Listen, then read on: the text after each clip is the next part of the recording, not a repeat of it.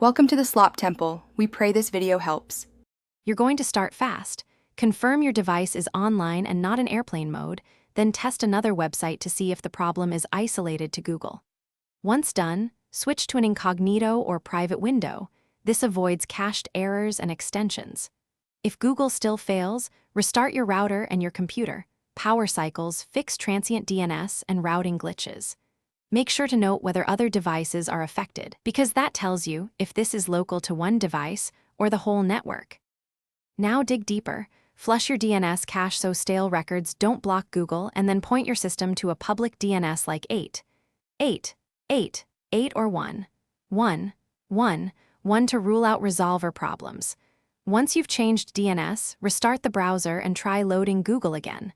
Also disable any VPNs, proxies, or security extensions that could intercept traffic. Make sure to test a different browser and check your host's file for manual entries. Those entries can directly block Google. And removing them often restores access. Finish by resetting your network stack and renewing your IP lease to clear deeper socket or routing issues. On Windows, use netch winsock reset and netch int IP reset, then reboot. Next, run a malware scan because some infections hijack DNS or block specific domains. Remove threats and retry. If Google remains unreachable, gather ping and traceroute output and call your ISP.